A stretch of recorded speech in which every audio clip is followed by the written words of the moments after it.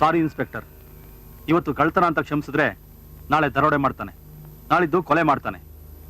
ಮಗ ಆದ್ರೇನು, ಅಳಿ ಆದ್ರೇನು, ಕಳ್ಳ ಕಳ್ಳನೇ.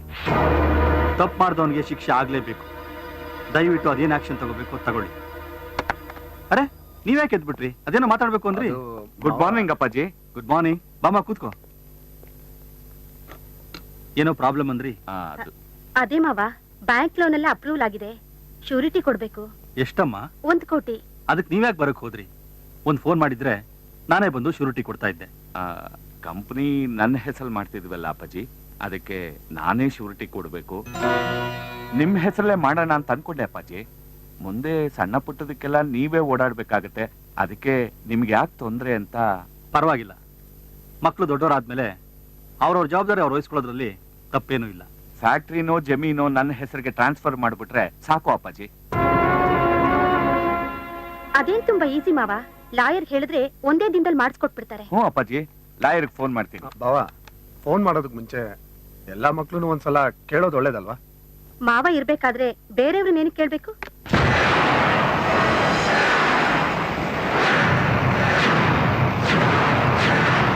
ಆಸ್ತಿ ಪಾಲ್ ಮಾಡುವಂಥದ್ದು ಈಗೇನಾಗಿತ್ತು? ನಾನು ಇವ್ರಿಗೆ ಅದನ್ನೇ ಹೇಳದ್ನಮ್ಮ. ಮಕ್ಕಳು ಬೆಳೆದು ವಯಸ್ಸಿಗೆ ಬಂದ್ಮೇಲೆ ಎಲ್ಲಾ ಜವಾಬ್ದಾರಿನೂ ಅವ್ರಿಗೆ ಕೊಡ್ಬೇಕಾದ್ದು ತಂದೆ ಆದ ಒಂದು ಕರ್ತವ್ಯ ಅಂತ ಹೇಳಿ ಈ ವಿಲ್ಗಳನ್ನು ಮಾಡಿಸ್ಬಿಟ್ರು.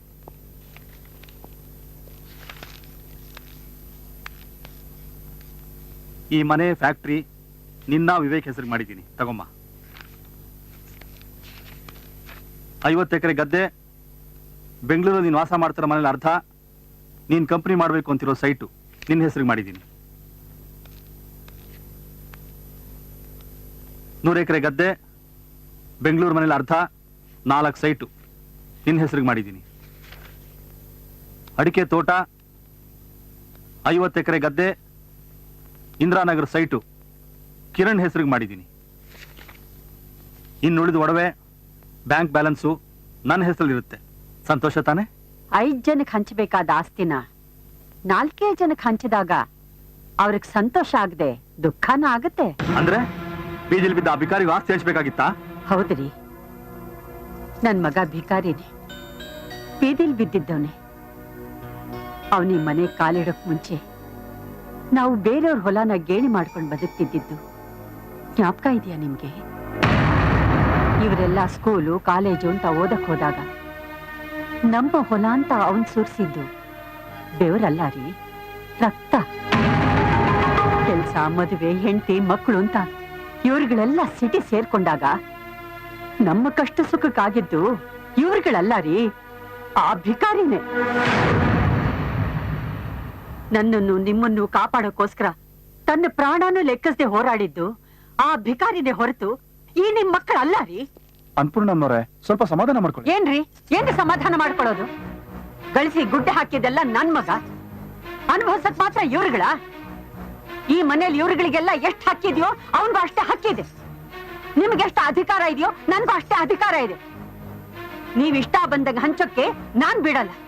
ಸೂರ್ಯನ್ಗೂ ಇದ್ರಲ್ಲಿ ಒಂದು Pal ಸಿಗ್ಲೇಬೇಕು, ಸಿಗ್ಲೇ. Annapurna,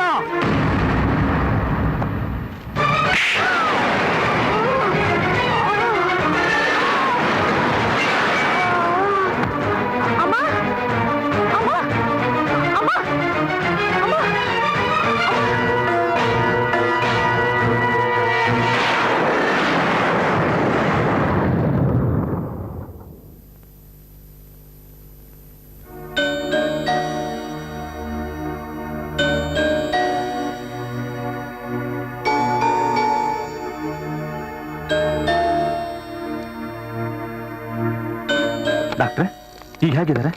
I am sorry, ಈಗಲೇ ಏನು ಹೇಳಕ್ಕಾಗಲ್ಲ. ಅವ್ರಿಗೆ ಮೊದಲು ಪ್ರಜ್ಞೆ ಬರಬೇಕು. ಪ್ರಜ್ಞೆ ಯಾವಾಗ ಬರುತ್ತೆ? ಈಗಲೇ ಬರ್ಬೋದು, 1 ವಾರ ಆಗ್ಬೋದು, ಅಥವಾ 1 ತಿಂಗಳೇ ಆಗ್ಬೋದು.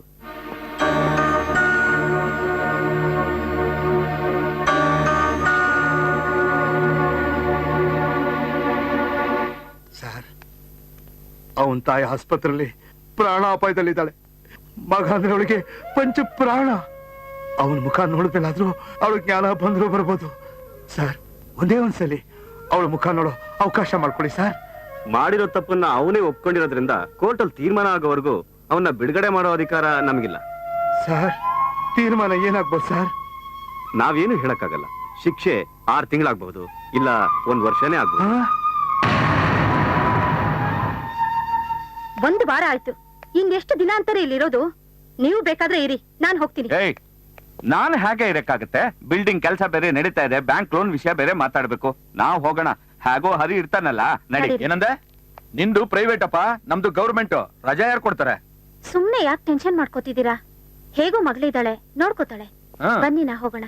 ಆಹಾ ಚೆನ್ನಾಗಿ ಹೇಳಿದ್ರಿ. ರೇಖಾ ಏನಾದ್ರು ತಿಂಗಳಂಗಟ್ಲೆ ಇಲ್ಲೇ ಇದ್ಬಿಟ್ರೆ ಹಳ್ಳಿಲ್ ಮನೇನ ಯಾರು ನೋಡ್ಕೋತಾರೆ, ನನ್ನನ್ ಯಾರು ನೋಡ್ಕೋತಾರೆ, ನನ್ ಫ್ಯಾಕ್ಟ್ರಿನ ಯಾರು ನೋಡ್ಕೋತಾರೆ? ಛೇ, ನಿಮ್ಮಪ್ಪ ಮಾಡಿದ ತಪ್ಪಿಗೆ ನಾವ್ ಸಫರ್ ಪಡ್ಬೇಕಾಗಿದೆ. ಯಾವ ಕರ್ಮರಿ ಇದು? ಅವರು ಇದಾರಲ್ಲ, ನೋಡ್ಕೋತಾರ ಬಿಡಕ್ಕ. ಅವ್ರು ಮಾಡಿದ ತಪ್ಪಿಗೆ ಅವ್ರಿಗೆ ಪ್ರಾಯಶ್ಚಿತ್ತ ಆದ್ರೂ ಆಗತ್ತೆ. ಭೇಷ್. ನನ್ನ ಮಕ್ಕಳು, ನನ್ನ ಸೊಸೆಯರು, ನನ್ನ ಅಳಿಯ ಅಂತ ಪ್ರತಿ ಕ್ಷಣನೂ ಅಹಂಕಾರದಲ್ಲಿ ಬೀಗ್ತಿದ್ದಲ್ಲ,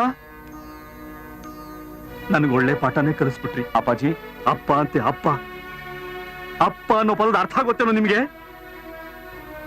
ನನ್ನ ಮಕ್ಕಳು ಚೆನ್ನಾಗಿ ಓದ್ಬೇಕು, ಚೆನ್ನಾಗಿ ಬಾಳ್ಬೇಕು ಅಂತ ಹಗಲು ರಾತ್ರಿ ಕಣ್ಣಿಗೆ ಎಣ್ಣೆ ಬಿಟ್ಕೊಂಡು ದುಡ್ದೆ. ನನ್ನ ಸ್ವಂತ ಸುಖ ಸಂತೋಷನ ತ್ಯಾಗ ಮಾಡಿದೆ. ಅಂಗೈಗಳ ಜಮೀನು ನನಗೆ ಬೇಡ ಅಂತ ಎಲ್ಲ ನಿಮಗೆ ಹಂಚ್ಕೊಟ್ಬಿಟ್ಟೆ. ಈಗ ಆಸ್ತಿ ಕೈಗೆ ಬಂದ್ಮೇಲೆ ನಿಮ್ಮ ಅಪ್ಪ ನಿಮ್ಗೆ ಕಾಲ್ ಕಸ ಆಗ್ಬಿಟ್ಟ ಅಲ್ಲ? ಹಾಗಲ್ಲ ಅಪ್ಪಾಜಿ, ಸಾಕು, ಏನೂ ಮಾತಾಡ್ಬೇಡ. 9 ತಿಂಗಳು ಹೊತ್ತು ಹೆತ್ತು ಸಾಕಿ ಸಲಹಿದ ತಾಯಿ ಅಲ್ಲಿ ಸಾವು ಬದುಕಿನ ಮಧ್ಯೆ ಹೋರಾಟ ಮಾಡ್ತಿರ್ಬೇಕಾದ್ರೆ 9 ದಿನ ಅವಳ ಪಕ್ಕದಲ್ಲಿದ್ದು ಅವಳ ಆರೈಕೆ ಮಾಡಕ್ಕೆ ನಿಮಗೆ ಪುರ್ಸೊತ್ತಿಲ್ಲ ಅಲ್ಲ? ಸಾರ್ಥಕವಾಯ್ತು ಅವಳು ತಾಯ್ತನ. ಇದಕ್ಕೇನಾ ತನ್ನ ಪ್ರಾಣ ಒತ್ತಿ ಇಟ್ಟು ಅವಳು ನಿಮ್ಗೆ ಜನ್ಮ ಕೊಟ್ಟಿದ್ದು? ಸಾಕು, ಜನ್ಮ ಕೊಟ್ಟ ತಪ್ಪಿಗೆ ನಿಮ್ ಋಣನ ಸಾಕಷ್ಟು ತೀರಿಸಿದೀವಿ. ಹೋಗ್ಬಿಡಿ, ದಯವಿಟ್ಟೆಲ್ಲ ಹೋಗ್ಬಿಡಿ, ಹೋಗ್ಬಿಡಿ.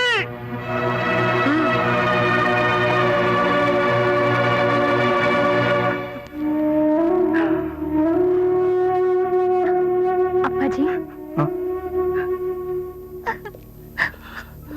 ಅಳ್ಬೇಡ ಮಗಳೇ, ನಿನ್ ಗಂಡನ ಜೊತೆ ಹೋಗು. ನನ್ನಿಂದಾಗಿ ನೀವಿಬ್ರು ಬೇರೆ ಆಗೋದ್ ಬೇಡ. ನಿನ್ ಗಂಡನ್ ಚೆನ್ನಾಗಿ ನೋಡ್ಕೊ. ನಾನು ಹೋದ್ರೆ ಅಮ್ಮನ್ ಯಾರು ನೋಡ್ಕೋತಾರೆ? ಇಷ್ಟು ವರ್ಷ ಅವಳು ನನ್ನ ಸೇವೆ ಮಾಡಿದಾಳೆ. ಈ 4 ದಿನ ನಾನು ಅವಳು ಸೇವೆ ಮಾಡಿ ನಾನ್ ಮಾಡಿದ ತಪ್ಪಿಗೆ ಪ್ರಾಯಶ್ಚಿತ್ತ ಮಾಡ್ಕೋತೀನಮ್ಮ.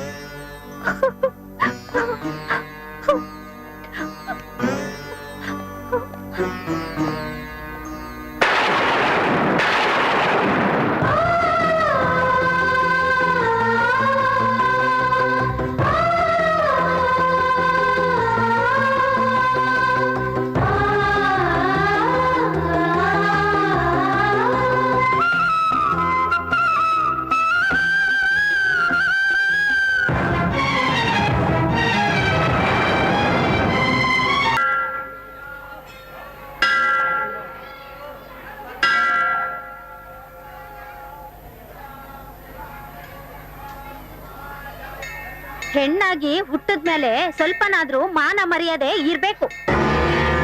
ದಿಕ್ಕಿಲ್ದವಳು ಅಂತ ಆಶ್ರಯ ಕೊಟ್ರೆ ಮನೆ ಮಗನೇ ಬುಟ್ಟಿಗೆ ಹಾಕೊಂಡು ಆಲ್ನಂತ ಸಂಸಾರನ ಹಾಳು ಮಾಡ್ಬಿಟ್ಲು.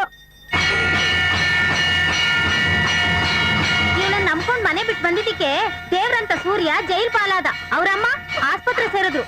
ಮನೆನೆ ಒಡೆದು ಛಿದ್ರ ಛಿದ್ರ ಮಾಡ್ಬಿಟ್ಲು. ಥು, ಇದು ಒಂದ್ ಜನ್ಮನ? ಇಂತ ಈನ್ ಬಾಳೋಕ್ಕಿಂತ ಎಲ್ಲಾದ್ರೂ ಹೋಗಿ ಕೆರೆನೋ ಬಾವಿನೋ ನೋಡ್ಕೊಳ್ಳೋದು ಮೇಲು.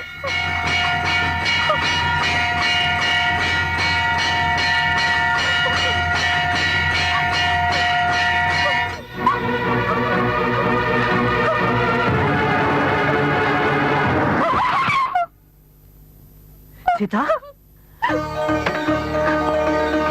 ಸೀತಾ, ಕಿರಣ್, ಹೇಗಿದೀಯ ಸೀತಾ? ಏನಾಯ್ತು ಸೀತಾ, ಏನಾಯ್ತು? ಅಳ್ಬೇಡ, ಅಳ್ಬೇಡ ಸೀತಾ, ಅಳ್ಬೇಡ.